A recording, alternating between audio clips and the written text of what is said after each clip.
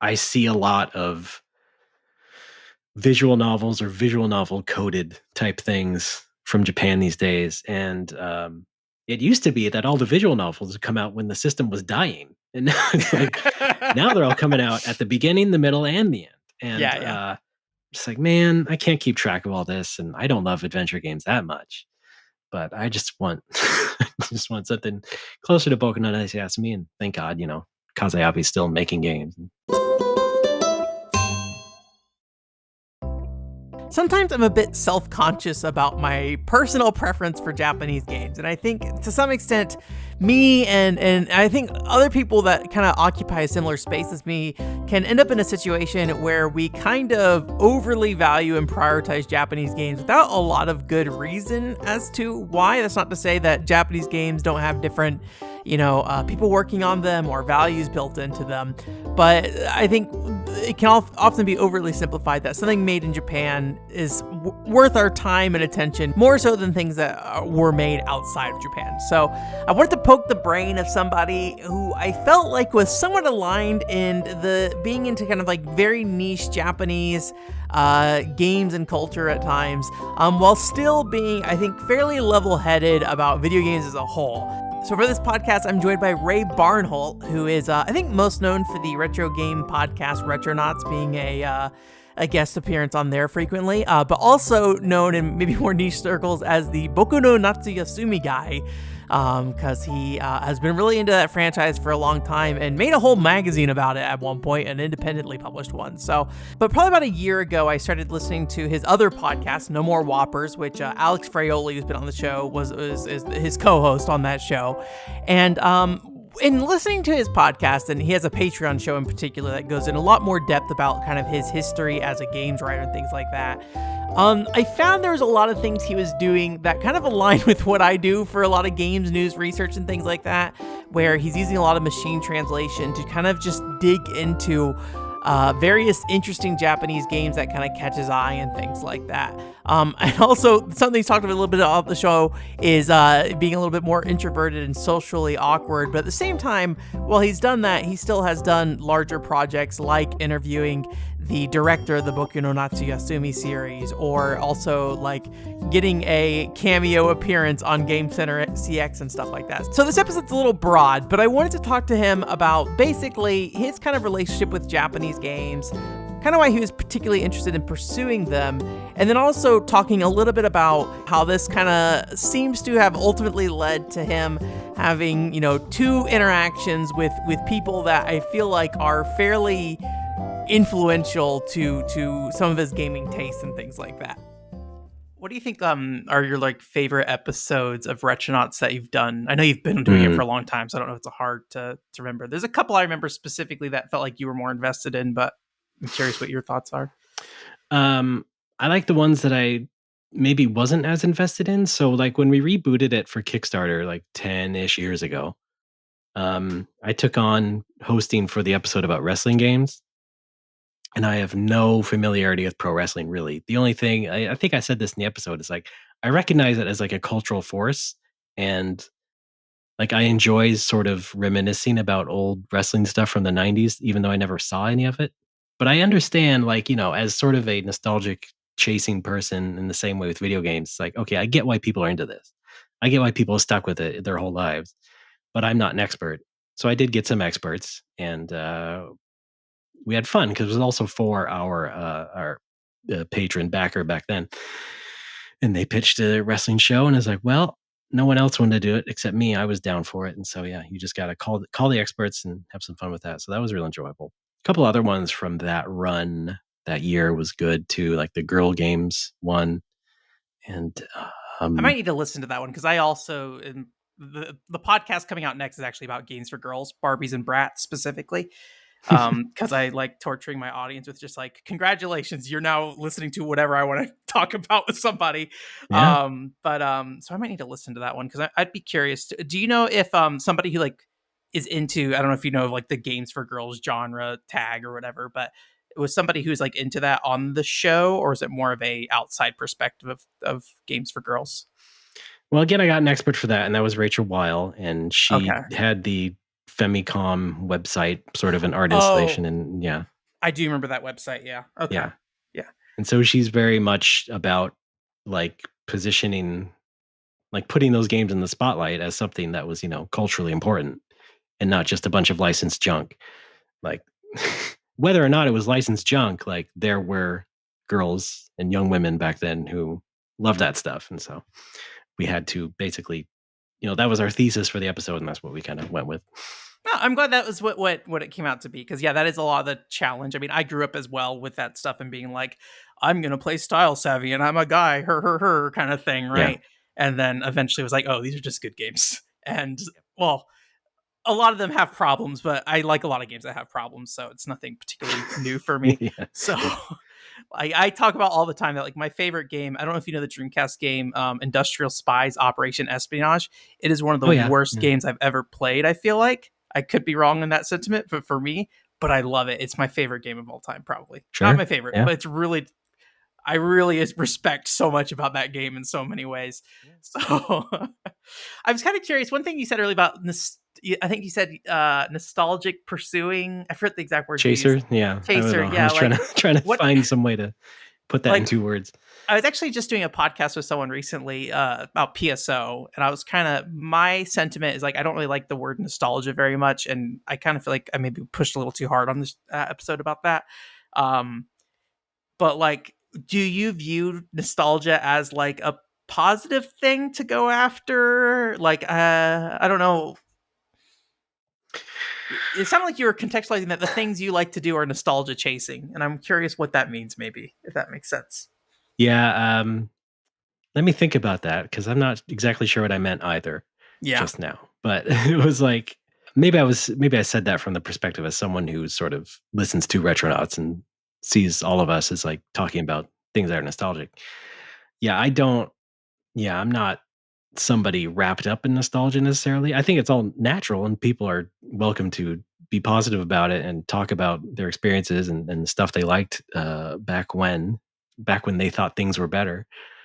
Um, but yeah, I guess I think now the current nostalgia chaser, or the definition of that, is just like, the YouTube guy in the trucker hat talking about his retro game pickups of the day. Like, yeah, that's obviously not me. Yeah. Yeah, it's I was kind of trying to get to with that podcast talk to them about PSO and from like what is the modern relevance of PSO today, and like trying to figure out like why would somebody play PSO today, and Mm, their response was more or less nostalgia. And I'm like, yeah. oh, I guess I don't know, that wasn't the answer I wanted to hear, but if that's your answer, that's the answer, I guess, at the end of the day. So, Well, I but mean, if nostalgia is the easy answer, because then you're saying, well, people who have some sort of prior experience or memory of how things were back when are probably going to be able to adapt easier to the kind of like slowness of PSO or any other game of that sort of stripe, or anything else that might not have aged well anymore in most people's minds. And so, yeah, it's just say, I mean, nostalgia because you used to play it, right? Or you knew about it. But yeah, I mean, that's an easier answer, I think, than saying like, well, someone who might like PSO today would have to, I think, open their mind a little bit and realize that things were different, and online RPGs were still a little young, and so. yeah. I think the two episodes I remember you most on, and I don't. What Game Center CX is a pretty easy one. I think you pretty hard pushed on that episode. I think you were the kind of the main person talking on that one, if I remember Well, that's correctly. funny because that was another backer suggestion. I wouldn't have done anything about it if somebody wouldn't have brought it up. It was just like, well, they brought it up, and I'm the natural person to talk about it, so I I might as thought well do the best job I can. I'm like vaguely remember this because I was like in my early 20s, like listening to this while I'm like cleaning a floor at Wendy's, if I remember correctly. Yeah. I remember um I think you were kind of pushing that people should watch it even if they don't know Japanese. Is that do you remember if that was accurate? That's probably something I would have said, yeah. Would Um, you still say that if it wasn't subtitled? Do you think? yeah, I think so, because that's how I got into it, and, uh, that's what I would say about a couple of other things that I'm into. Because like, I don't really know Japanese that well still, and I found this show, and it seemed like a great concept. And I found the episodes, and it was fun. And then I kind of field tested it by screening it at gatherings with my friends and other people at One Up who also didn't all know Japanese that well, but were also really into it. And I think I showed my mom it once, and she was also enjoying it because it was funny because it's well edited and you kind of get what's going on. And especially if you know with the game to begin with, then you can absolutely relate to everything crazy or funny that goes on in that show. It is a lot of So like almost, yeah, and maybe in the way that like YouTubers and stuff eventually would come. It is a lot of like emotional outbursts, if I remember correctly, like of like, yeah, oh, he died, and like and everyone kind of like right, making a lot of noise, right? And I guess like that, in a lot of ways, language doesn't matter in those moments that much, right? You can kind of read and get it without even understanding, what's happening. Um, yeah, and even the yeah, arcade segments, they show you all these arcade machines and stuff that you hmm probably haven't seen as a Westerner. yeah. That's a bonus. People always seem to like those the best, even though that's not the thing I say that you would enjoy if you didn't know Japanese. It's more the actual core gameplay parts. Um, but yeah, those are good too, of course. I think on my PC, the only Game Center CX thing I have downloaded is the northernmost part of Japan video for some Uh reason. huh. Yeah.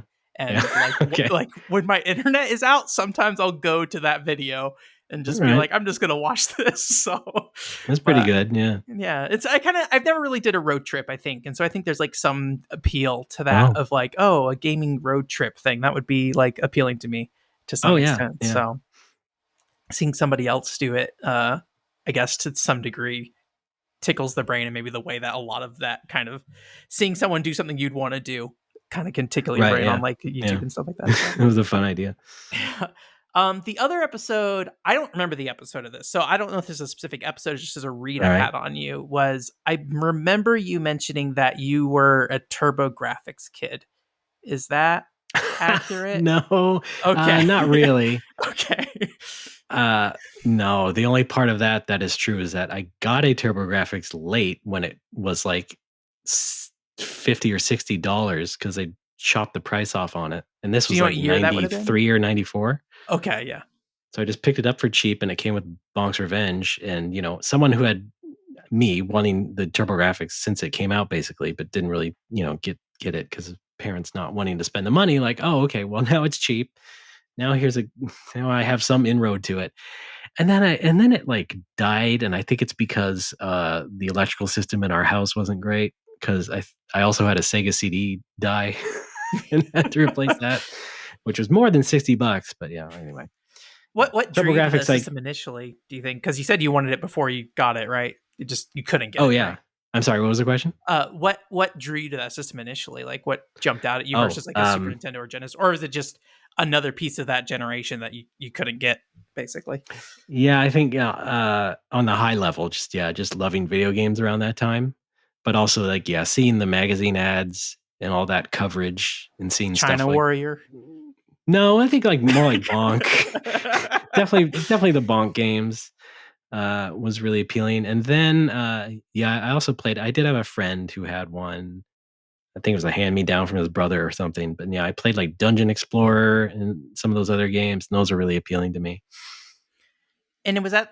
So I guess maybe the question, because I feel like when I hear people talk about TurboGrafx back then, I don't know if you were one of those people, they would talk about importing games through, and I don't remember exactly how this worked. I think you do it through the back of magazines. There was like some magazines would offer like a select import mail sheet you could send in. I don't know how this works, sorry, but Yeah, no, all it, the game magazines would have these stores that would have, I mean, these stores would put these ads.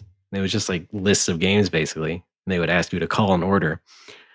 And if you didn't live in a city that probably didn't have a store with import games, that was, I guess, the best way to do it. I never did that. I never really did the call it a mail order thing. I waited until the internet was rocking until I started importing games.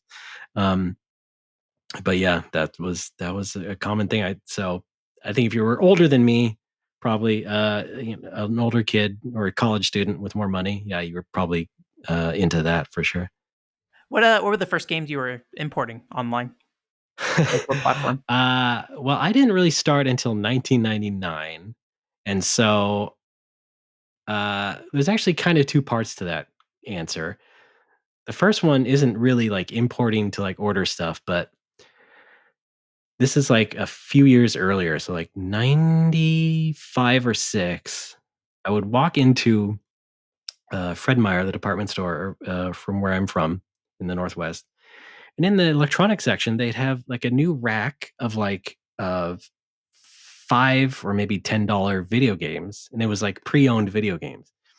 And some stores would do this, have this sort of thing before, especially if it was like a grocery store that had a video rental section. Eventually, they would clean out all their video rentals and like clear out some old NES games as well, and just mark them all down at like $9.99.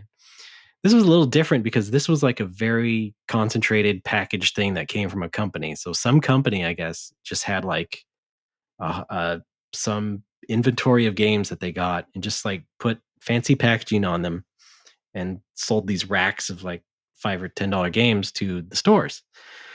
And so I would look at these games, flipping through these racks, and like some of these were like actual Japanese games. And one of them I saw like Coca-Cola Kid for Game Gear. I was like, I remember that. I saw that in an EGM once. I'm getting Coca-Cola Kid for Game Gear.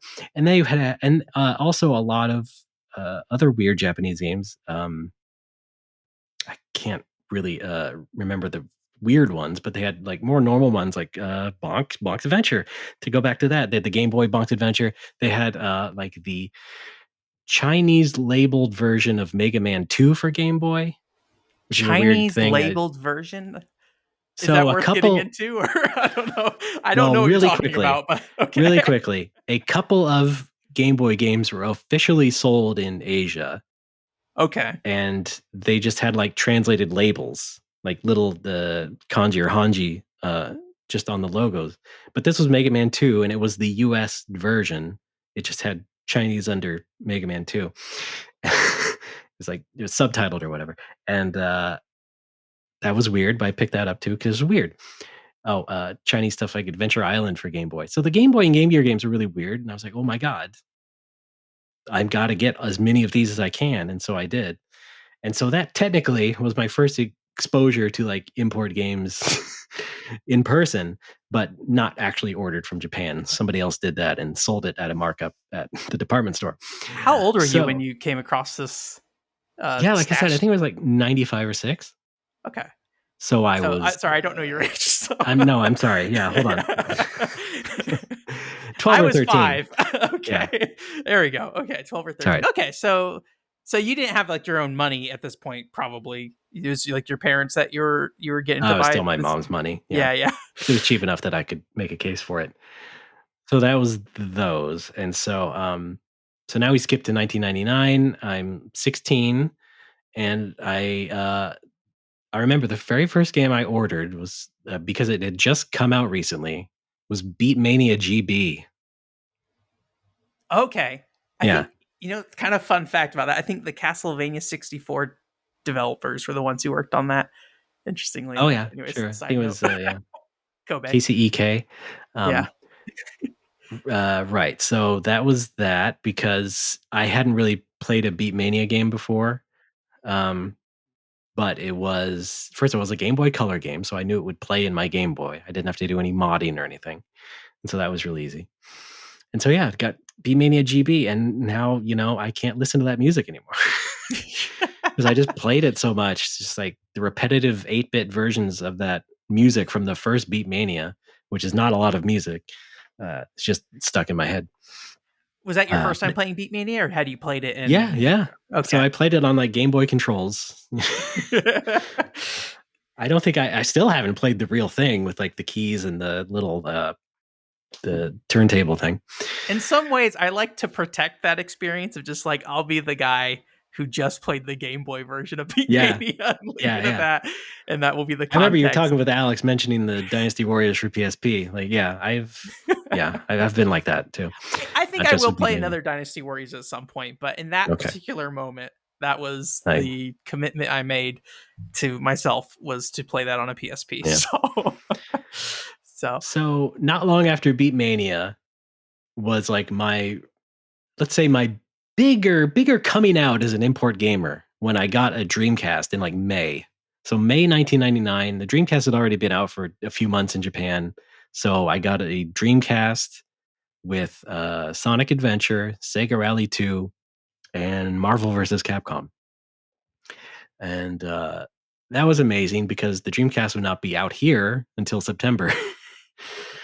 And so I got to also go to school and show it off because I went to a private school, very casual place, very easy to just like take a console and hook it up to the TV and play it during lunch. It was just like a big house sort of place. So not like a real school, but it was easy for me to just show that off for like 1 or 2 days because like, oh my God, Sonic Adventure. And yeah, that was really exciting. And I got a couple more import games for that after that, like Street Fighter Zero 03 and maybe later on like Napple Tail. But then it came out in America and somehow I was able to also get the American one. So I ended up with 2 Dreamcasts of both regions. Mostly got the American games. And then that piracy boom happened, and I had a CDR burner and was getting very easy to play pirated Dreamcast games for a little bit. Not that I completely stopped buying them, but most of them, especially like it was the best way to explore the rest of the Japanese releases without having to pay for the markups. And so I would get all Accidentally, that. you'll pay for the markups and then maybe import a game that you might not be equipped to handle, maybe Right, potentially. exactly. So Yeah. yeah. And so I did Um, buy Napple Tail after that because I loved it so much. So yeah. yeah, I played that recently, and I need to play it again because I streamed it and I didn't like when I stream. I don't consume story at all, and that game story seems a big part of that game for me. So You're playing the translation?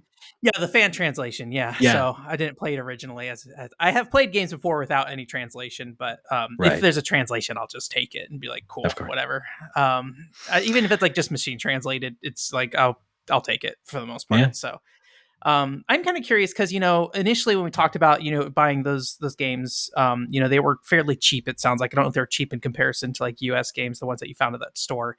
But do you know what the appeal of getting Japanese games was for you? Because it sounds like to me, I could be wrong. It sounds like initially you were seeing this stuff in magazines. So is it just something you were aware was around and you couldn't have it and that's why you wanted to go grab them, or is there a specific thing about playing Japanese games that you think was kind of interesting you even as like a teenager? I think it was definitely that initial feeling of like realizing there's a whole world outside and the immediate FOMO of that. So I think I started learning about Japanese games from Nintendo Power when they would just like have the first picture of an early Super Famicom and start talking about the new Mario game that we won't have for like 2 years or something like that.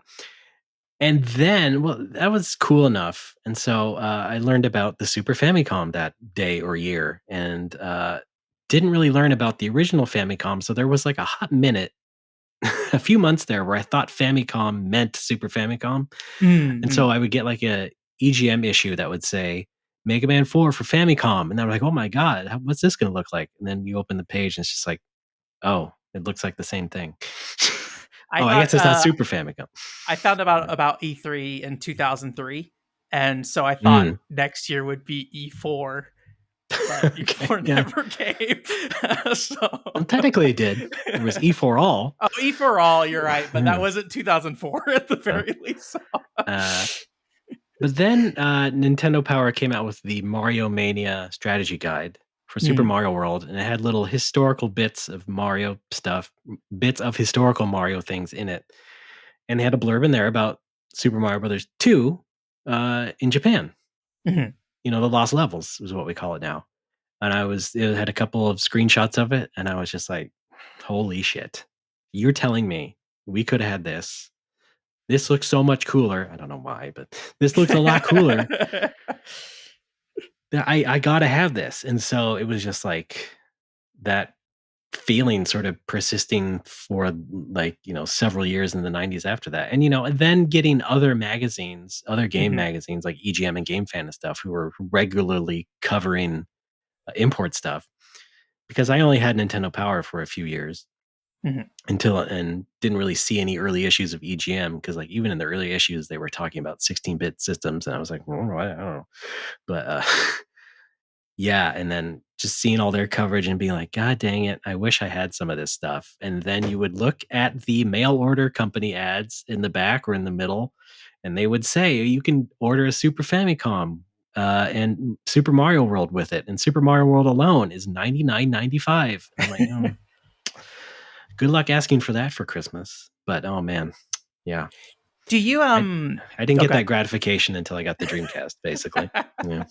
I don't even remember when like my first import game was, but it was I think at like a local game shop. I just this was probably like in the late 90s. I think they had import PlayStation 1 games. Yeah, I got Dragon Ball Z games. That's what I remember now. I got my Okay. Yeah. system modded specifically to play bad Dragon Ball Z fighting games on the Oh boy. PlayStation. Yeah. So, but hey, it got me somewhere. I still use that PS1 to play import games. All So right. it's Nice. that mod chip has done me good. So Yeah. DBZ got me where I needed to be. Um, One thing that I have a little bit of trouble recognizing in myself sometimes is like, or looking back at the history is like realizing when I knew what Japan really was, right? Yeah. Because like I don't really know when I figured out that like, oh, what does Japan look like, right? I don't know when that image came to mind. And like the best Mm, guess I can think of is like I played Shenmue and I was like, okay, this is Japan-ish kind of thing. And then I think I don't remember when it came out, but I watched Tenchi Muyo as well, and I think that show had a lot of stuff just like hanging around in a neighborhood or something yeah. like that, right? So I'm curious if you had that moment at all, or like if you even knew the concept of what Japan was when you were trying to buy these games early on, and like did you have that moment where you're like, oh, this is kind of what this place looks like, or you just kind of absorb it over time through media, do you think? Yeah, maybe that. I think it was like I said, sort of that first mention from Nintendo Power. It's like, oh Yeah. yeah, there's this place called Japan. Things are happening there, and video games are different there. Yeah. And uh, yeah, just sort of, I think, naturally absorbing stuff after that. I Mhm. would say, it's certainly I had earlier exposure to Japan through things like cartoons when I was like really, really little. Yeah. Uh, Stuff like Mapletown, for example, and things that you don't know is anime or Yeah, what yeah, we yeah. call anime. I'm It's trying to just a remember what cartoon. It Mapletown just is. happens It's to be, like yeah, is it like little animals or something? I'm trying to remember. yeah, I little feel like I've animal seen it before. friends Okay. going on little adventures. Is that set in like an actual Japanese town or is it just Japanese made? No, I think it's pretty much just like this idyllic village type of Okay. town. Yeah, Gotcha. different little bunnies and squirrel Mhm. people and.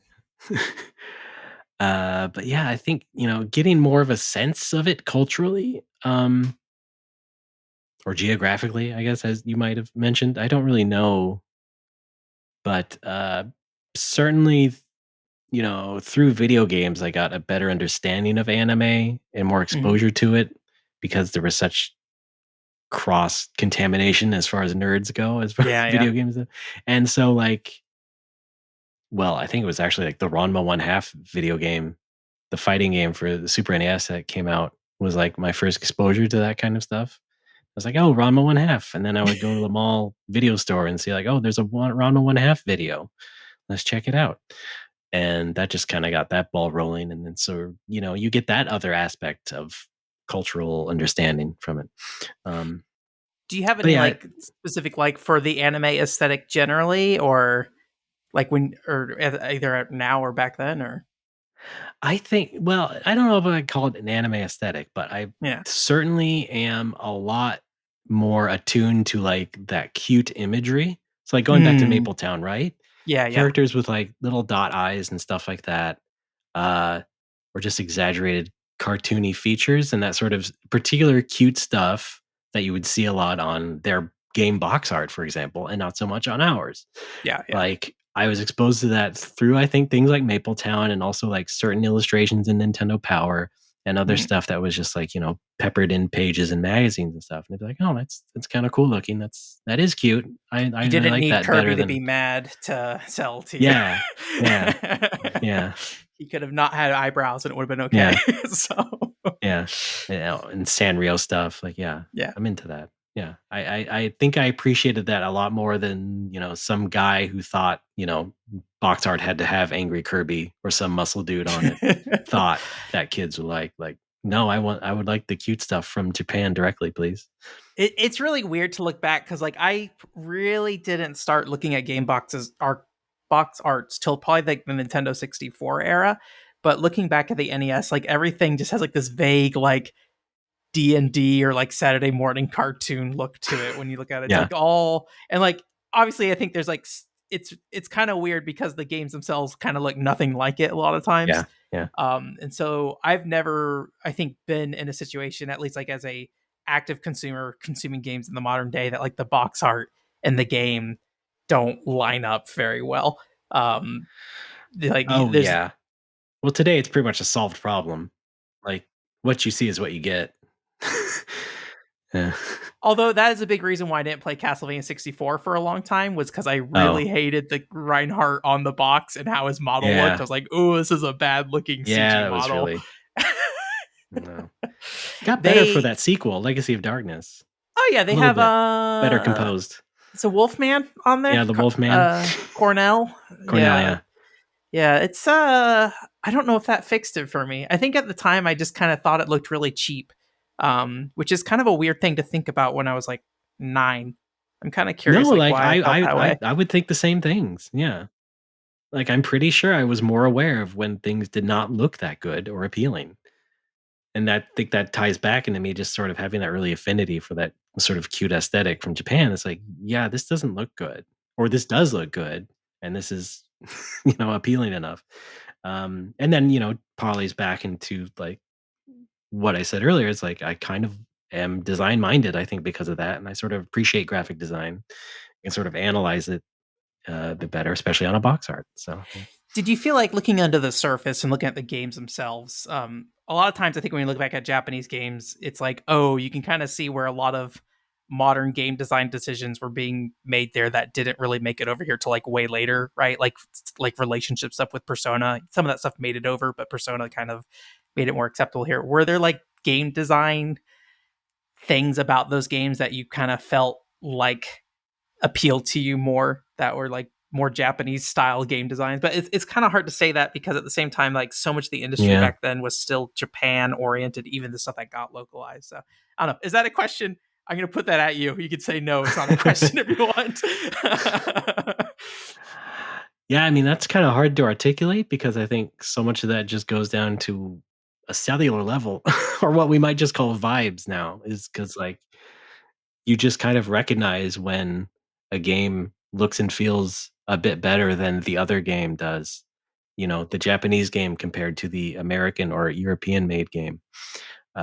Because maybe the action feels tighter, or they actually have the jump button on A as opposed to the European game, which would have the jump button on the B button because they're psychopaths.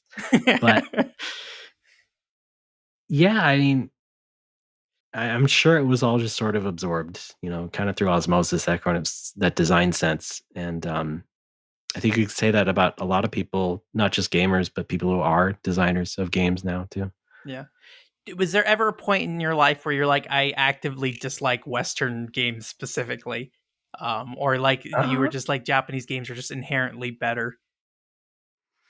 no, I've always been pretty agnostic.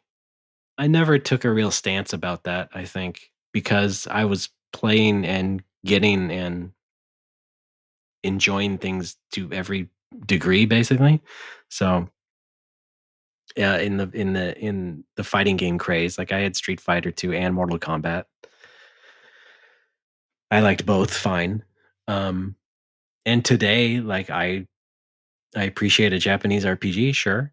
But I still also really like walking around like an Elder Scrolls game. Yeah. I find sometimes I don't know why this is the case for me, but so I do. I was kind of surprised because when you talked about it on your Patreon podcast, where you like kind of went about with your video game history. I think you talked about running like video game articles from Japanese websites through Babelfish, trying to figure out like what's Yeah. actually interesting. And I'm like, that is Or just Alta Vista, exactly what yeah. I do today Yeah. honestly. It's like I go to 4Gamer and I look at just a bunch of articles and run them through machine translation and stuff. But Yeah, no, that's exactly it. a lot of the times I find that like I will open a game. Well, one, if it has a more anime aesthetic, I'm not an anime fan really, but if it's more anime aesthetic, I am more likely to click that thumbnail. I'm just like, Okay. okay, I'll open this. And then also, if I see that the promotional images have English text, part of me is just like, oh, this is an American game, and I'll leave. And I Oh, don't like that about me, but I notice it, like, because I'm going through probably like 40 plus stories on these websites every week or something. And so it's not something I like actively think about, but it's something I've just noticed over time of just like I bias towards these decisions. And then I also close these windows based off these decisions as well. Just like, oh, this is like an American game. Ah, just sort of the side. yeah. And I don't really know why that's something for me. So I was kind of curious if you had any similar situations of that, but it sounds like probably not. You're pretty open to across the board. Maybe. I mean, I don't think I'd be ashamed of it. Because if you're just looking for stuff for your own website, like who cares? Yeah.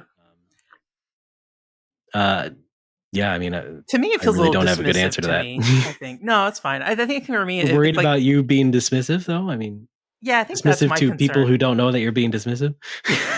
Well, like for example, so part of the reason I did like the previous podcast about Barbie and Bratz is Yeah, because I like cutesy Japanese games for girls, like DS era anime aesthetic. And once it starts crawling over into like a Western aesthetic, I'm like, I don't think I need to look at this. But the game's like otherwise the games are like fine and good. Like they have a yeah, lot of the same design sensibilities and stuff. So it's like weird stuff like that that I don't like that I am held up on just like, oh, the eyes on this character are a different shape and they look more like yeah. a something appealing to like a American girl in 2006 versus a Japanese girl in 2006, right? It's like a weird hang Right. up that I have about myself, I think. So I was just kind of curious if you had that too, but it sounds like probably not. So I appreciate your ability to not bias towards Japanese. I think sometimes I see this in other people as well, though, where it's like, oh, did you know there's like this cool Japanese PS1 game where it's like the fact it's Japanese or not doesn't really matter in that conversation. Okay, yeah, And like even if they got localized, they'll still say a Japanese PS1 game, right? yeah. It's kind of I don't know. And I think the reason why it bothers me is because I see it in myself as well with that. So thank you for Oh, being my therapist for a little bit, okay. Ray. Well, I appreciate I it. I don't think there's anything wrong with being in touch with your sensibilities. Like, do I really love when a Western artist tries to ape anime style? No, because 99% of the time it doesn't really get pulled Not a off. totally Spies fan. Um, no, but in some ways that's deliberate, right? Like they're trying to marry two cultures there to appeal to one culture's segment of children or whatever. Uh, and I'm sure there are plenty of dumb children who didn't know the difference and didn't care. So, Where are you on the Castlevania battle lines? Is it anime or not? You don't need to answer that question if you don't want to. oh, I don't care. I don't even If know. if What you you mean the it's the like series? yeah, the Netflix series and people like upset that it's called anime or something. It's not Oh, Japanese made or yeah, whatever. Silly. yeah. I don't like that off the cuff. No, I don't like that. Like if it's not produced or centered in Japan, then no, just don't call it that. Just don't call it anime. What do you Yeah. feel that way about JRPGs as well? Actually, Less so because that's not so much about aesthetic or visual motion as it is, more mechanical stuff and design sensibilities. So that's like a whole melange of stuff. Anime is just like, well, it's supposed to look this certain way or be produced a certain way. Uh, JRPGs are mostly going to just all be in Japan. I mean, if you're European and you want to call what you're making a JRPG, like I'm not going to buy that off off the jump. Like you can just call it an RPG, and maybe I will look at it and see, oh yes, you have a Japanese sensibility to it. You don't need to put a J in front of it. Yeah, there's a game on PC, I think, and I think it was a game from who's the Daikatana place, Iron Storm.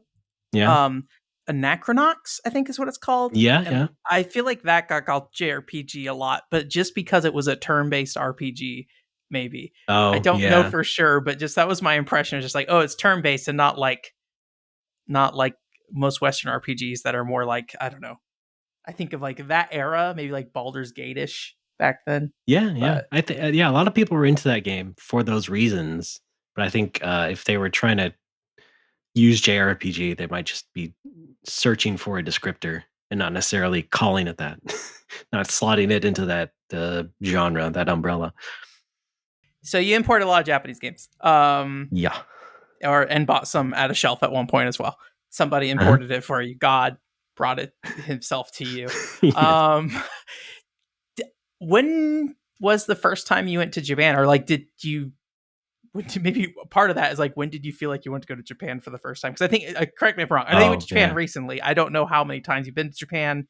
If it's a recent phenomenon that you've been to Japan, or if like when you were younger you made the effort to do that. So Well, okay, let me jump around there. I would say yes, I definitely had wanted to go for a long time since I was young. I can't pinpoint when, but it was certainly there because once you find out about all those games that you're missing out on, of course you want to go. Uh, the first time I went was like for 4 days in 2009, and it was for work. Like, One Up had assigned me to cover this Final Fantasy 13 press event. It was the event where they were gonna announce the release date and all the other promotional stuff they were gonna do around that. Uh, and that was literally just 4 days, and so also, like, the first time seeing Alex in many several years. So, he he would then take the Shinkansen to, Tokyo for, like, 1 day of hanging out, and that was cool. Uh, and yeah, I went 3 times after that, more relaxed, longer, more self-serving, so, yeah. and when you were doing those trips, because I feel like a lot of times, especially with people in like the gaming space, it can become like a glorified shopping trip in some ways if you're Yeah. not careful. Was that kind of your early experience outside of the Final Fantasy event because you were there for work, right? But or was that something you generally tried to avoid, of just like bringing back a whole bag of PS1 games for 100 yen or something? I don't know. I did do that the first time Yeah, because I think you just need to pop that cherry, yeah, honestly, yeah, when yeah. you do that and, just get it out of your system, and so, yeah, I brought, like, a nice armful of things back. Uh, but then, in subsequent times, I was just like, "I don't actually need all these actual games because, A, I've heard of them and played them before, uh, and B, I'm not going to play them regularly again. And I'm not into collecting all this stuff. Like certainly, we know people who are collectors in a sense and they have that mindset and they will always get a bundle of stuff every time they go. Turns out that really wasn't me. I didn't care enough about that because I had seen so much of it before. And whether it was, firsthand or not. So I think like the second or third time I went, it was just like, okay, I'm going to concentrate on magazines and books. I'm going to look for cool magazines and books, whether they're old or not, and focus on that. And that'll be my retro gaming haul. And so, that's what I did. I would go to Super Potato and just look at what magazines they had. They're all overpriced, of course, but I got a couple that looked interesting because I wanted issues of NG, the old Namco newsletter magazine thing. The Namco Community Magazine is what it was called. I guess you would sign up for that, and they would give you this very short but cool magazine of all their latest stuff. Uh, so yeah, I got a couple of those, and that was nice and gratifying. And also pick up like the latest Famitsu and things like that, because why not? Could Um, you read that stuff at that point? Like I know you said like when we first no, I started still talking. can't. Okay. No, Like what would you feel, I know it's so hard to quantify. How do you feel about your Japanese today? I know you said you can't really do it. Like can you have a conversation with somebody generally, no, or can you read, like when you play a game, can you kind of pick out words and understand what's going on at all, or no. I mean, the general answer to all that is just like I really don't know much of it because I kind of blew it. I feel like I really had a chance to study it more genuinely when I was younger, like a teenager, for example, when I really started to like absorb more Japanese media at like 16 and 17. Um, and it just didn't take.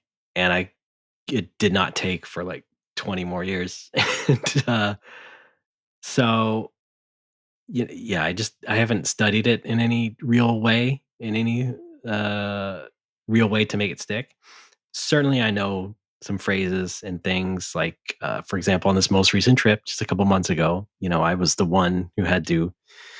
I was the guide for my wife. Like I had to take care of everything that way for her. And so, yeah, no, I know all the basic phrases of going to the store and buying stuff and things like that. But in terms of carrying a real conversation, absolutely not. And yeah, it's just one of, I think, my big failings.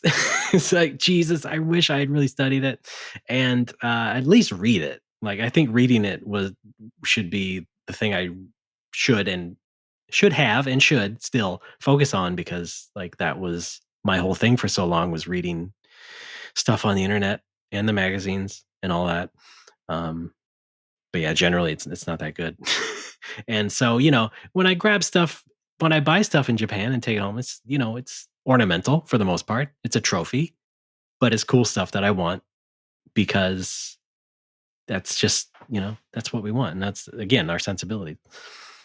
Have you on any of your trips? I mean, it sounds like at least in Japanese you probably couldn't communicate that much, but like have you had any trips where you have interacted with any um I don't know why I'm stumbling over this saying Japanese people. Have you interacted with any Japanese people? Like, would be an offensive statement to say. Have you ever like people who are Japanese or might have some English knowledge? Like when I first went to Japan, I was very fortunate that like a mangaka I know randomly was like, "Hey, let me go show you around Nakano Broadway." Uh-huh, And we yeah. just kind of walked around and like neither of us really could say all that much, but we just kind of pointed at things and was like, "Oh, look at this." And I went and pointed at every like Dragon Ball Z character and was just like, "Goku des. Goku des." And it was like Piccolo and I'd just be like, "Goku des."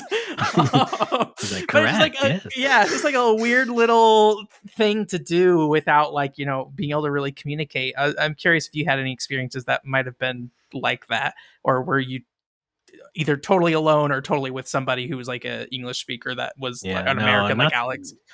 not that kind of social experience, unless I was dragged along to like a party or a bar or something by him or others. Uh, I and mean, what did then, that, if you don't mind talking about it, what did that look like? I'm kind of curious. Going to a party or well, not bar. much. I'm really, Okay. no, I don't mean to overstate it or anything, because Yeah. I'm, introverted by default. So I'm not really going to be jumping at having a conversation with people. Like, you had, like, a lot of people suggest, like, if you want to learn Japanese, to go on like these specific chat kind of apps, and you can have a conversation, and it's a language exchange thing. It's not like an adult thing. It's like it's meant to be for language exchange, and I'm just like, yeah, still no, I that doesn't appeal to me. That's kind of embarrassing to me. And Do so you have any interest in speaking at all, do you think? Or well, yeah, I mean, both avenues would be great. I was just saying earlier that I could focus on the reading, because that's just how I first came upon all of it. Um, I guess maybe in asking about speaking, like what do you think would be the value of speaking? Would you want to talk to people about games or whatever you want to talk about them with, or is it mostly just to help you navigate around Japan and be like, I need to convey an idea that like was it your hotel was on fire or something like that? I yeah, don't know how to say it or certainly, something. certainly the practical stuff. Yeah, like being able to really ask around for things. Yeah, of course, the practical stuff would be a great reason. Um, I get it would be nice to like talk to someone my age who kind of had the same sort of childhood experience, like, that sort of, not my NES experience, but their Famicom experience or something like that. Um, what cartoons did they like? Things like that. And sort of like compare notes on what our childhoods were like. I never really got to do that. That'd be nice to do at some point. Um, but yeah, otherwise, speaking, yeah, it'd be great. That's the answer. You did now. Correct me if I'm wrong. I didn't go look this up. I did not do my research, so I'm a bad podcast host. So you were on Game Center CX once Yes. in cosplay. Um, Basically, yeah. so that was because you were dressed up as the main guy, right? Arena is I think Yep. his name. All right. Was that because I think they did an American tour? Did Mhm. you meet them in America, or is that a Japanese event that you went to That for was in that? LA. That was in LA. Okay, gotcha. Yeah, they were shooting their USA special, and they were going around California. I think first they went to San Francisco, where I was living, but I knew they were also going to go to LA because they had set this meeting at this arcade in LA in Little Tokyo.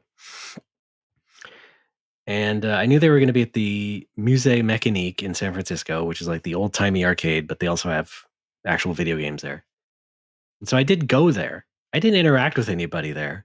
I was there to just observe and just like confirm that they were there. And wow, that's cool. There he is. Very nice. Okay. I'm just sort of like incognito there because I knew that I was going to go on a plane tomorrow, the next day, to go to LA, get a hotel, put on the costume, and walk to this arcade and go to this meetup. Uh, and You yeah, didn't want to show you were too dedicated. yeah, I didn't want to reveal too much. I didn't Yeah, want to show up on camera or anything because I yeah. knew I would the next night. So, yeah, not that I had to go to the first thing anyway, but it was Well, just for sort of funsies. fun. Yeah. Yeah, for funsies. So yeah, just to confirm that they were around, you know. And then yeah, they went to LA and so did I. And yeah, walked in on a bunch of people just in line for autographs, essentially. And I was there in the suit and just saying hi to people. Some people who knew me and some people who did not, and just like being completely out of my shell as far as like anxiety and Well, yeah, that's what I was asking. Like, yeah, it yeah, sounds like well, you mentioned being introvert earlier. I'm yeah. curious, like, how difficult this was for you, if anything. Oh, I had to Like, push it down. I had to push it way, way down yeah, because of the monumental like status of this thing.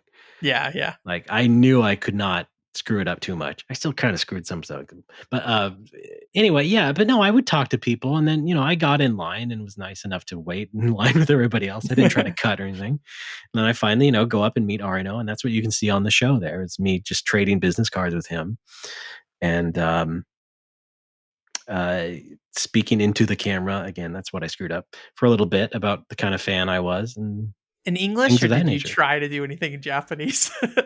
I introduced myself to him in Japanese, but that's simple, Okay. that's Yeah, but yeah. no, I was talking to the person there, in English, and yeah, I was subtitled that way. Uh, and then, yeah, I would just talk to some of the other people there, the LA people the Mhm. fans there, and, yeah, it was just like a nice night essentially, but also just, like, completely just out of my gourd on purpose just to, like, yeah, make sure that I could pull this off and make a good episode of television, I guess.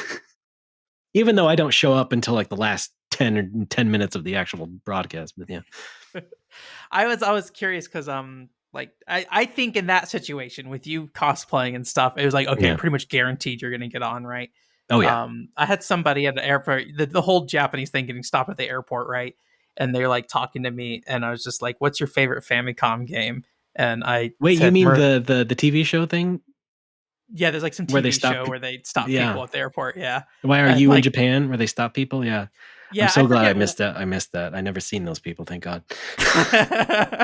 I was in the middle of like dealing with losing my passport for a second time on the same trip. Very fun. But Wow. I took the time to stop to talk to them, even though I had like 30 minutes to find my passport. Christ. Um, but it was a good time. Alright. But yeah, they were just like, oh, like I forget. They mentioned one of the people that was their boss was one of the ladies on the show. I don't remember who it was, but and so they asked me about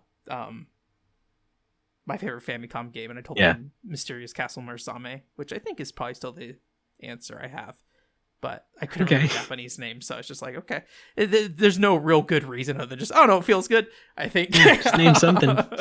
Yeah. So I'm not a big 8-bit, 16-bit guy. Like, it's one of those things that like I grew up with that stuff, but like I was not really playing games back then because the 64 and the Game Boy were kind of the first two systems I received, but I was playing Super Nintendo and NES, so I was aware with it, but I just didn't really invest in that Yeah, that generation makes the sense. same way. I would like to, but you know, I'm only getting older, so we'll see what happens. Right. Well, for me, that would have been like the Atari 2600 because like Probably, yeah. though those were hanging around houses for a while, and I know my cousins had one and stuff like that, and it's just like, yeah, neat. Anyway, Mario 2's coming out. I think I could probably appreciate it. I would just need to like actually invest the time. But I've have so many consoles that I'm already focused on that Yeah. I try to limit it. Like Sega Saturn, I think I am saying I will never play a Sega Saturn in my life. All right. Or Sega Well, not because of any reason, just I already have too much stuff going on, and I don't want to try to figure out how to. I mean, I can play it on an emulator, right? But that's now I'm fine. a real hardware kind of guy, but I would like to not be a real hardware kind of guy in the future. I am already at the borderline of that, so I'm holding out just because I'm like, well, it focuses my time on playing PCFX games instead, like Okay, yeah. stuff. So, which I don't do a lot of already. Unfortunately, I need to do way more. But anyways, more PCFX. Yeah, I mean, I've kind of felt that's a topic for another show. My PCFX podcast that I do. Don't feel ashamed of that now. Yeah, there's only first you're feeling games. ashamed of not clicking on the anime thing, and then you're like, there's a lot of things I feel ashamed about, so that's just a part of my personality. Fortunately, nobody's judging you for the PCFX thing. That's okay. So, because I think initially when I was thinking about this, I was like, oh, that must have taken a lot of courage to go to a Japanese event for Game Center CX, and I realized, oh, actually, it's probably the American one. That you did, not to like minimize it still. I mean, that's still a fairly big thing. But one thing that you did do after that, I think, as well, is that so you have a magazine called Scroll or Hat. Is it like is it officially done, or is it like just kind of on weird hiatus until you feel like doing another one? It's pretty much done. I've had one or two ideas for things, but it would have to be like a special edition or something. But that's not happening anytime soon. I have nothing to announce. But that magazine was completely done on your own, right? Like I don't think you worked with anybody else really in terms like of 99%. Yeah, like 99% written and edited. Alex helped on a couple of things, and I got some artists for a couple of issues. But yeah, mostly myself. So I think the big one that everybody kind of points out, or at least I always see come up, if anything, is the Boku. I'm going to hopefully say this right. Boku no Natsuyasumi. Is that right? Boku no Natsuyasumi. Yeah. You did a feature on that, and if I remember correctly from reading this, again, been a long time since I read this, it is a interview with the director of the game. Is that an accurate statement? Yeah, the main feature was a long interview with the creator, Kazayabe. Yeah. And so I guess for context for people, like this game is kind of like a summer vacation game, which maybe, I guess you played this when it came out in the 90s, right? In the early 2000, 90s, or 2000. Okay. And it's kind of like you in a little Japanese village in the 1970s. Is that accurate? So it's kind of like 1975.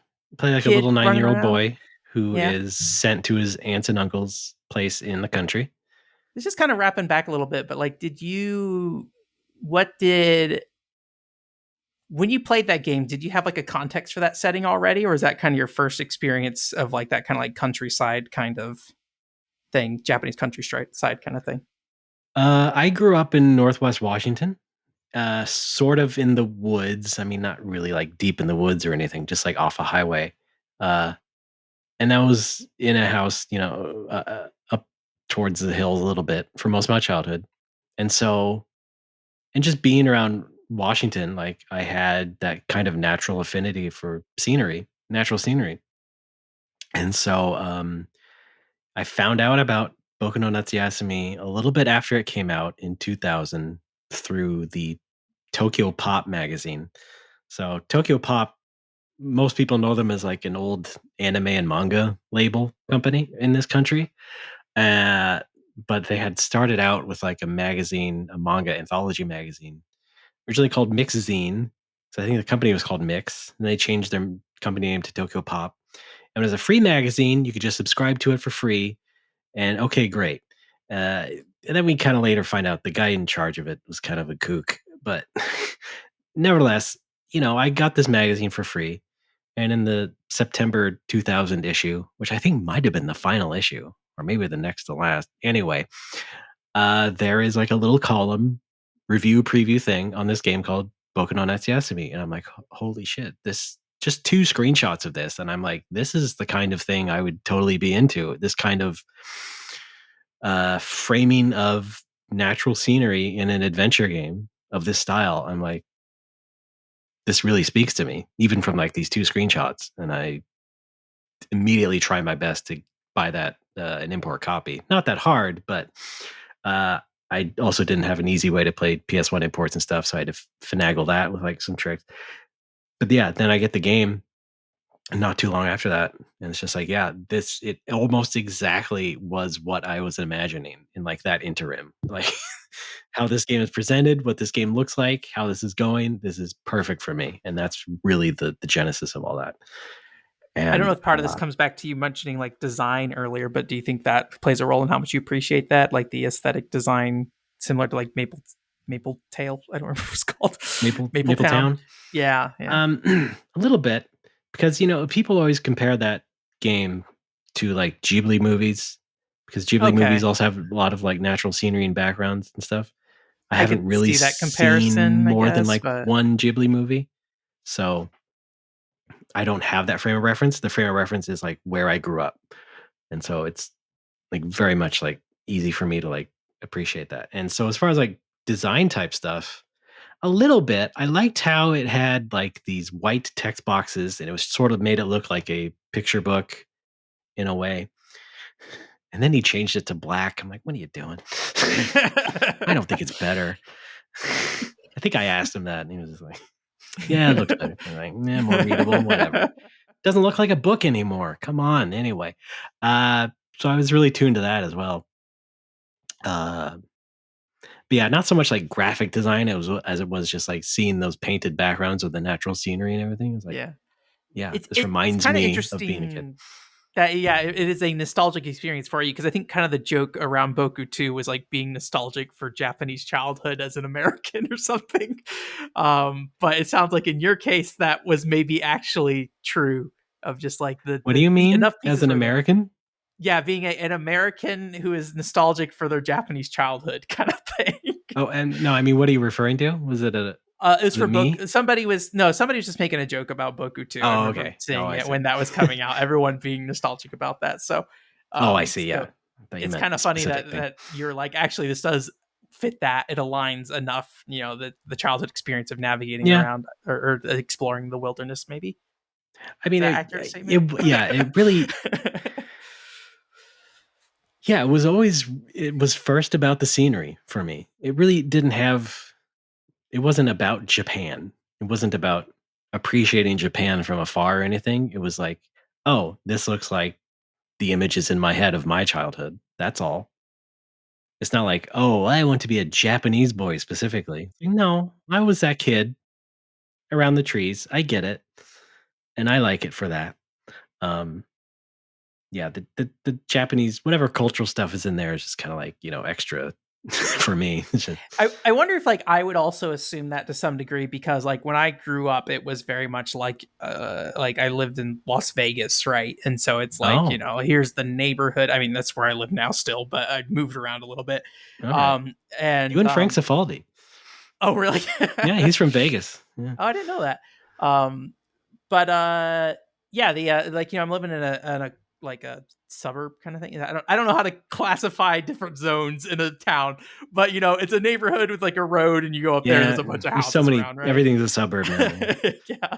So I wonder if like part of me like that connection. The assumption is that connection would have happened because I didn't have that experience. So the Japan part of it Yeah. becomes more apparent in some ways with that. So I think that's interesting because I don't think I would have assumed that was how you look and felt about it.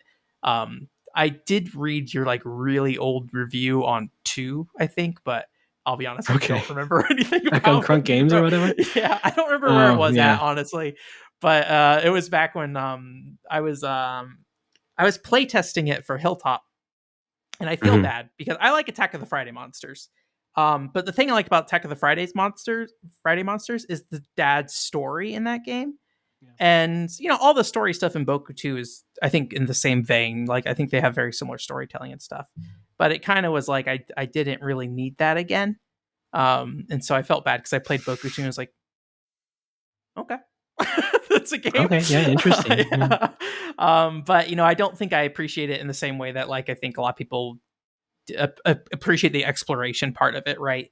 Yeah. Where I'm kind of walking around just kind of like I'm gonna fight a bug, I guess, and then fight bugs with somebody and be like, okay.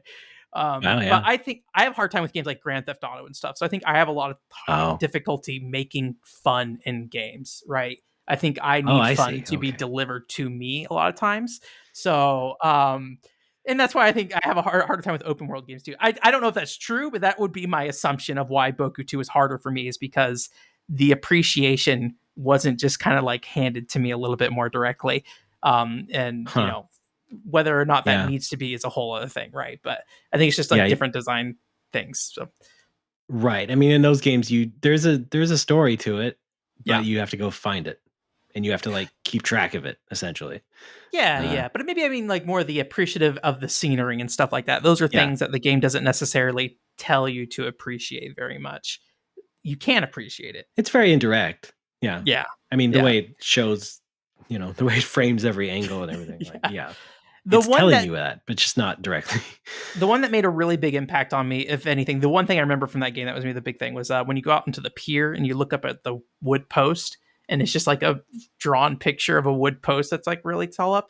Because my memory is not very clear, and in my head when I remember events, there's almost never people there, and it is Oh, always just a very specific shot of a scene from one angle. And like that, for some reason, seeing that position the way it was is like, this feels like how I remember things, which is very strange. um but anyways, I was getting onto huh. this whole thing because I was trying to No. think if I was going to write anything about Boku 2, and then I decided not to, because I was like, what am I going to write about? The Oh wood yeah. stick? I don't know. Like, I don't know what I do. I think I have like a draft, and I was just like, I don't know what to do with this, so I just kind of Wow. tossed it. I was like, who else talked about Boku 2 out there? And there's you, obviously. And so I went and read what you Yeah. did, And and I then need to. I've been in the middle of writing like a new review slash retrospective of it, because of the fan translation, and it's like a 2-part thing where it's like a history of the lead up to the release of the game, including like my history with that and everything. You'll like that because it's about me tracking Japanese websites and and uh, and then the actual like critique of the game. Uh, but I enjoy the history part more, so I need to write the critique. I know I've gone on this whole line just trying to talk about your interview thing, but I am curious, like with the Boku 2, did the translation change how you see that game at all, or is it pretty much in line with how you felt about the game Um, initially? I think it changed some things. Yeah, certainly because of my failings with the Japanese language, I do appreciate the story more because I do understand more of what's going on and I can properly track, like I said, those storylines. Uh, I'm speaking kind of like half mechanically because in that game you have like these little vignettes that you can go and keep talking to people, and you have to keep talking to them in successive days to like get the whole story of their thing. And yeah, so I got to appreciate all of that stuff, and that was valuable for sure. And it did make me appreciate sort of the rest of the cinematic touches of that game. So I knew like there's certain camera angles and ways that they just have characters intercut scenes and things from odd angles that none of the other games in the series really do. And I was always attuned to that because like, oh, they are trying new things here with the presentation, and it's generally cinematic. And of course, even if I don't understand the language, I can get what's going on through the music cues and the things and how people are actually sounding and stuff like that. And then like climactic scenes and all that. But then to have that finally like explained to you in the language is also valuable. And so you get not just that visual cinematography type thing about it, but also the actual dialogue and story of it. So yeah, that did change how I see it. I always kind of regarded it as the best one, just from that sort of like enthusiast perspective. Sentimentally, I'm always gonna like the first one the best, but like the second one just felt like that huge, like they just jumped to the peak immediately. And not that it went all the way down, but like the next two games are just a little bit rehashy. Um, and so that just reinforced it. Yeah, having that greater context and of understanding the language more. Yeah. Has anyone ever gotten upset at you for covering these games without understanding Japanese? No, I get upset at people who are just like, could I play this game if I don't know Japanese? It's like, yes. No one ever gets upset at me. I might have, I don't know, I maybe I bugged a friend or two, maybe Yeah. one too many times for not shutting up about it. But I've generally, had some no. people say to me before that they don't like that I am commenting on these games, not knowing the full story of them, which I'm just like, ah. That's why. Is that like a YouTube thing? Because you Maybe. had videos. Because like I'm not doing YouTube videos. I don't get crazy comments on stuff. I think there's a lot of weird things with like, okay, there's some people who don't like it when you just like straight up don't look at anything and you're just like what you said earlier, listening to the music and stuff and like making interpretations of it. And I think as long as you're honest about that experience and when you're talking about it, right, then whatever, who cares? Like I told you up front that I don't understand Japanese or something like that, right? um Yeah. but then the machine translation that gets into really weird territory because I think there's just a stigma with it in general. So even though it's Yeah. kind of giving you more information, it can also give you misleading information. So there's definitely bad things about it. But at the end of the day, it is kind of just more information. And so like I kind of look at it fairly positively. But again, it's one of those things that like I would just as long as I note that that's what I'm doing, I don't really feel a problem with it. But I had people talk to me about it privately. I don't remember if so much on comment sections or anything like that. So, Oh, but I fish privately is kind of even crazier. Like, I fish around for people's thoughts on things a lot. So it's oh, not okay. and Yeah, I like don't. I kind of accept like I'm going and asking people things about these stuff a lot. So or I asking don't for their need feedback on anybody's things. feedback. No, I I like I'm it because good. like as a small creator, I don't get any feedback most of the time. So I'm just like, please tell me tell me what you think so I can like figure out if this is actually a problem or not. So, anyways, the whole reason we went down this whole Boku 2 discussion though was no, so you did the interview with the that guy. Can you say his name? Kazuyabe?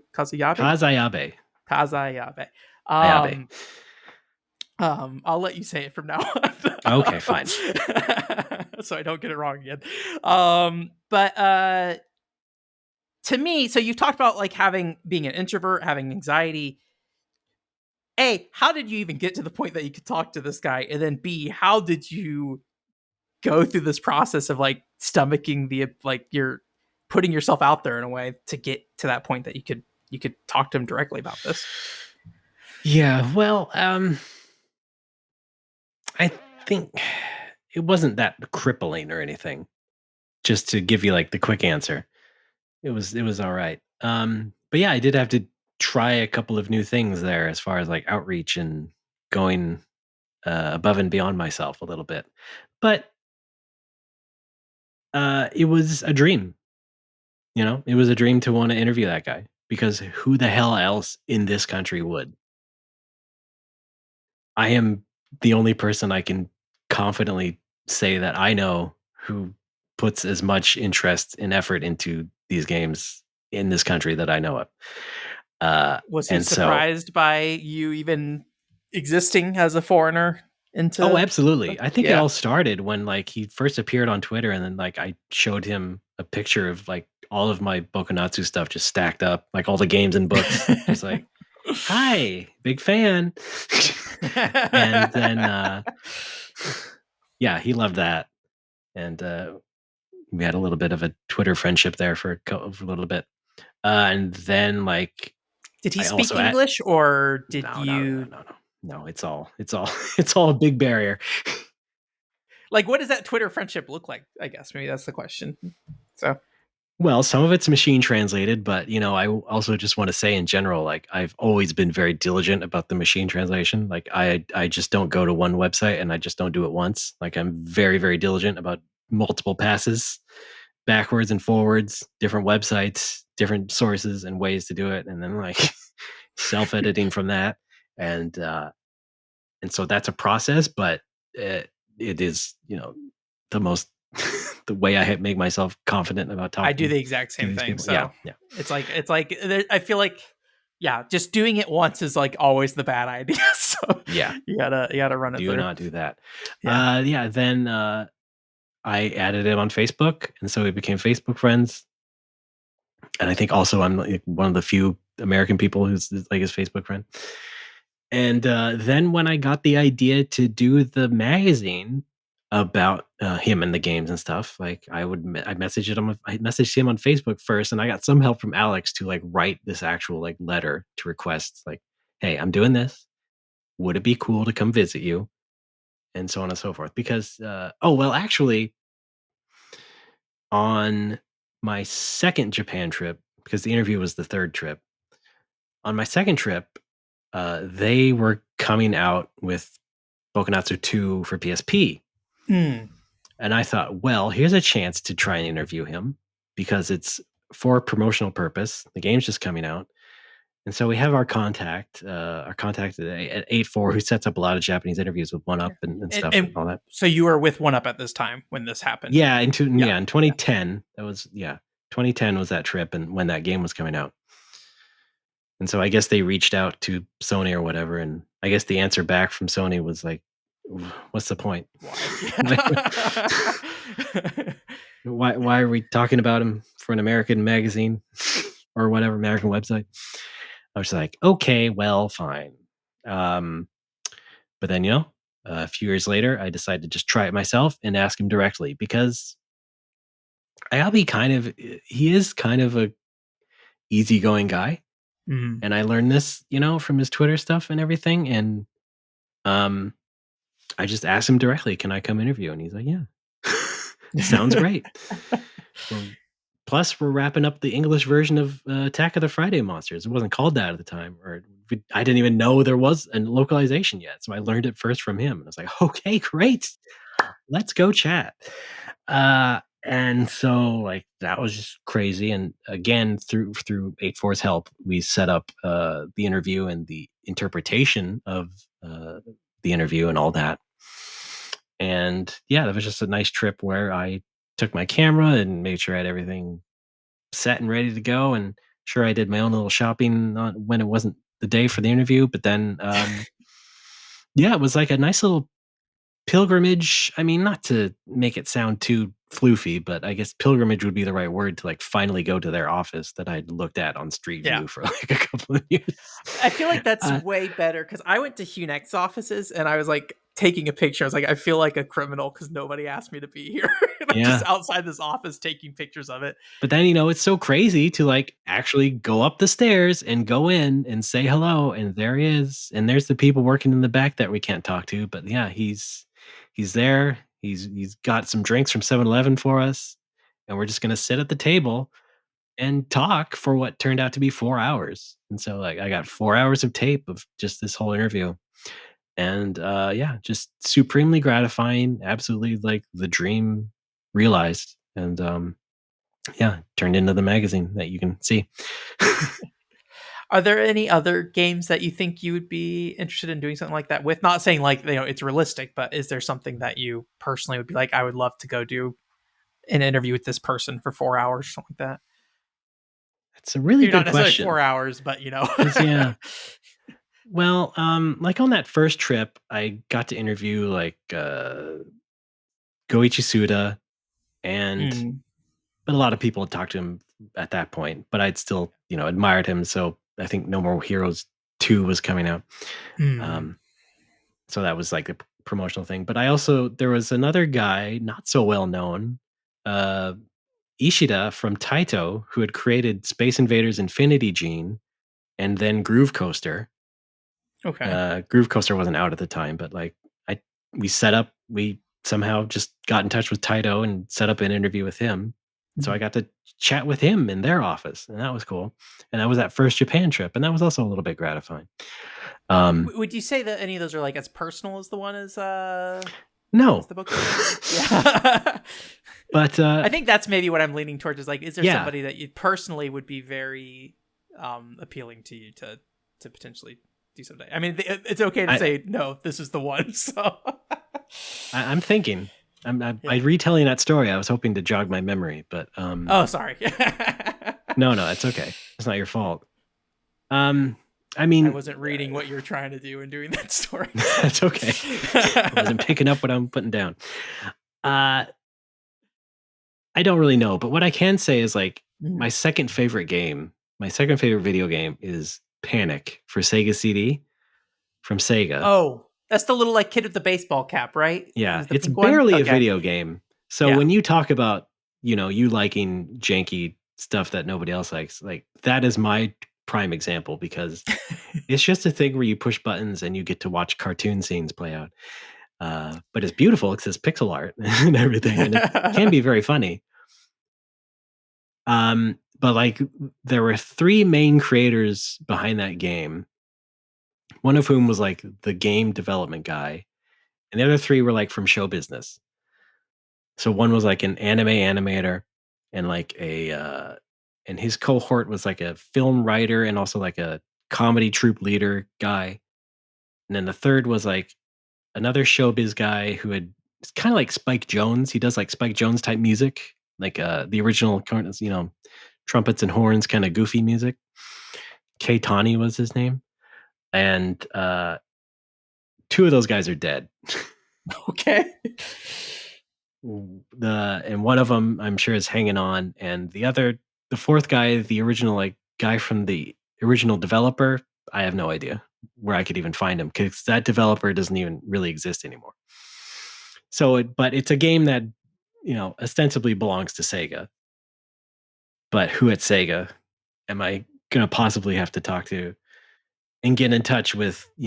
And but probably now an elderly Japanese show businessman. Like that's not happening. But nonetheless, that's a game I love very much, and I don't really need to talk to those people. But I would love to learn more about putting that game together because there is so much art in that game. Like it must have just been backbreaking to put together. But yeah, I think I saw you stream that like years ago. I don't. This probably was over a decade ago at this point. So well, I I could haven't be wrong. streamed the whole thing. I think I've Some streamed of bits it of at the it or very something. least. Yeah, Yeah, other I people remember have seeing for sure. from Yeah, maybe someone else then. Trying to remember, but I I um, I I had sort of renewed my love for that in recent years, and so I'd like made like a map for it on GameFAQs, like a oh, cool. properly designed map because it's also just a very confusing game. Uh, but yeah, I think that's like the best answer I have for you because I haven't thought too much else about other creators. Like Goichi Suda was one because I really did love the like early Grasshopper games, Hmm.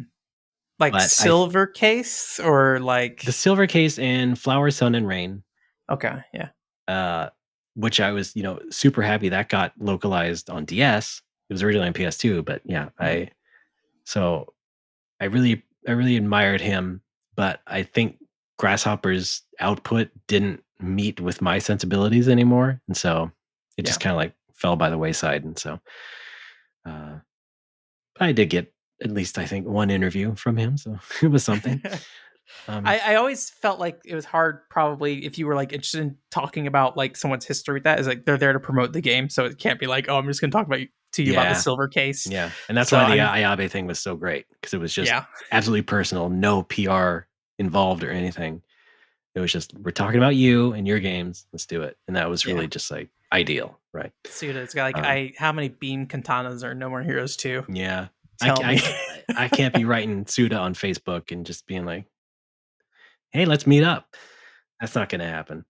Uh, but generally, like, it's not an easy question for me other than Ayabe because, like, I found out, I guess, through myself, I kind of don't have that big of an interest in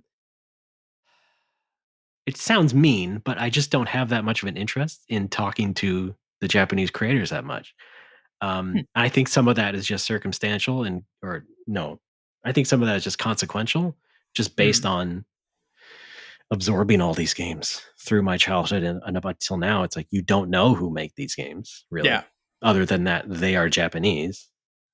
And the good news is that there have been many other people who have done a much better job than me tracking those people down and getting interviews ideally, but nonetheless like cataloging who has actually made those games and putting, names to the paper, if not faces to the names, and then, going ahead and interviewing them. And so that's just not something I wanted to pursue. So it Yeah. was just like, I got my dream one, Ayabe. I think I'm good. So that's For basically it. Ayabe, you mentioned it wasn't that stressful for you, but Yeah. it seems to me it seems like a big deal. Like when Yeah. I Well, go to yeah.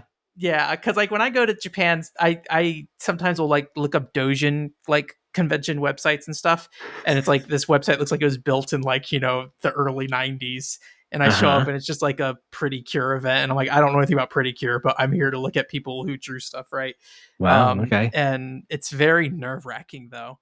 Probably a better one for your context is that when I was in Nagoya, the whole reason I went to Nagoya, right? That's where Alex is. Um, uh, I was a little event that was just mostly like Tengai Makyo art people were like Wow. books and stuff Okay. people were making. So Yeah. that was interesting. But like I feel so out of place and so nervous in those Yeah. situations. And I also know enough Japanese to be like, hello, and Yeah. let me buy that thing basically, and that's it.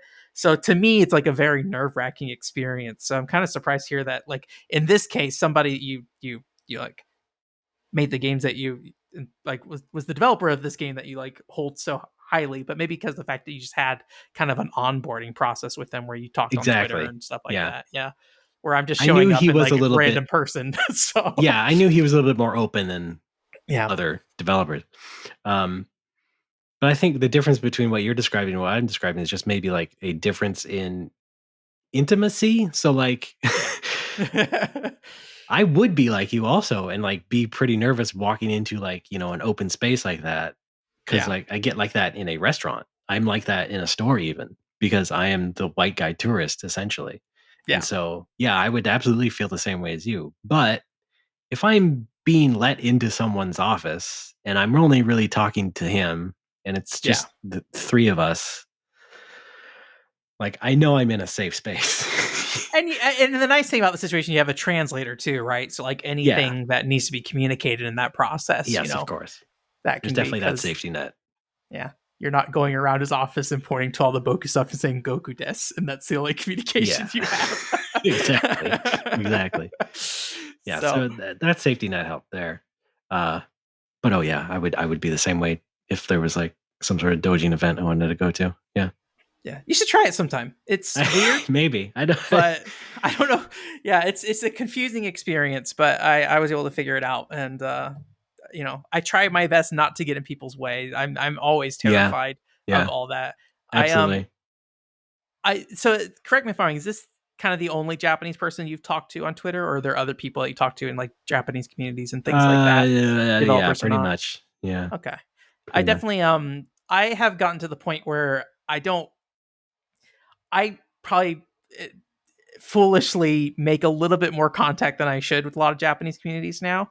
But because a lot of things I'm interested in are like so like Japan specific, usually it's Mhm. usually like, oh, here's the foreigner coming in, and he's the one foreigner who cares, and so Oh, it's like, oh, let's like everyone gets like weirdly excited about me being there. I'm like, I don't know about this, but yeah. it's interesting to do. But I do a lot of like communication on Twitter with these people and stuff, and I try to do it in a more that's not just about this game kind of way. Somebody recently gave me a pizza recommendation, so I made that pizza. Wow, It didn't okay. turn out Yeah. so great, but he didn't give me a recipe, so I I mean, kind of had to figure it out. yeah, So you're doing better than me, and I know a few other people who are more active in yeah, communicating in Japanese on social media to other people like that. And, I haven't talked to Ayabe in, like, an earnest way a lot since that interview. yeah. I mean, we're still Facebook friends, so I still know what's going on, Still hit him up. and I still click like, Yeah. but, yeah, I don't add too much because I don't know what else to add really. And now it feels like, well, it's too distant for me to just like ask random fanboyish Yeah. questions about things. Do you appreciate him as a person as well, or is it mostly just as I think a so. developer? Okay. Yeah. He seems to have his head on his shoulders. and everything. So I was a little worried and started to get a little nervous like halfway through this episode. And, I will say this first and foremost. I love hearing about how everybody gets into games. I love hearing about how, every step of somebody's journey includes either a game or an event that kind of drew them to different places and allowed them to like kind of develop this unique sense of taste in games that lead them to where they are today and the types of games they appreciate today and things like that. And that's really cool. And I really appreciate that. But a lot of this podcast is kind of about trying to learn something. And in a lot of ways, I think trying to learn something about myself through others more than anything. And I was kind of finding that I feel like Ray's story was kind of aligning with what I kind of felt about video games already. So I was just like, I don't know where I'm going with this. But I think the second half of the show really kind of was in line with what I was looking for in, his kind of interactions with, with Game Center CX when he had that cameo appearance, and then also his interview with the Boku no Natsuyasumi director, because these are situations that I would view personally as like very stressful. And I think, I think everybody has different levels of social awkwardness and different ways they're introverted and things like that. So I imagine me and Ray have different ways that we respond to different situations. And so like the idea of being in a room with somebody like that for 4 hours, whether they are somebody who's made a video game that I respect, or there's somebody that like I just don't even know and we're just talking, like I am constantly hyper aware of like the awkwardness that can come about just like one weird or awkward thing that I say. And like you guys have probably seen it on the podcast at some point between all the episodes I've done, right? And so it's like one of those things that like I think in my situation it would be a very different and challenging thing. So it's interesting to see Ray kind of present it as like, oh yeah, I mean, it was pretty easy. I mean, with Game Center CX, he kind of just like, it sounded like it was like a short period of time. So he just kind of like swallowed it down, right? And then when it came to the interview with Kazayabe, it was very much kind of this more long-term kind of spread out thing. So he kind of got the ability to really learn more about Kazayabe as a person and things like that. And, I think there's a lot to respect about somebody who can like achieve something that is like what they would consider to be their dream thing, right? Like I got this dream interview and like, he really struggled to think of anything else that he would really feel like that would have like that same impact on him in regards to, at least this particular type of format, right? And I think that's like a really interesting place to be in, where it's like I kind of did the thing I wanted to do and I feel good and comfortable about it, and like now I can kind of step back and just enjoy what I did. And now, and he made it into a magazine, and it's like this whole thing that's kind of like immortalized into a magazine. I think that's like really neat and interesting and like a cool way to go about doing that. But yeah, so I really appreciate him coming on and sharing those experiences with me and with us as a whole. Ray has the podcast, I have plugged before, No More Whoppers. It's a very, I feel like, personal show, but it is all very much in kind of a gaming light, I feel like. And then he's also on things like Retronauts. He's made his own video game as well. He made a top-down shooter kind of thing. He's made those magazines. Hey, guess what? You can find them all at rdbaaa.space, where he has links to all his socials and all the stuff that he's worked on and stuff like that. Or maybe I should say all the funnels of stuff he's worked on, because he's worked on a large variety of things. He also streamed Natsuman. So if you are interested in checking somebody out who played Natsuman, a expert, a My Summer Vacation expert, Boku no Natsuyasumi expert, he's got the goods on his Twitch channel, probably. I actually don't know where the archive for that is. Yes, it is on his Twitch channel, along with his Boku no Natsuyasumi 2 play as well. So if you're in need of summer vacation streaming, Ray's got you covered.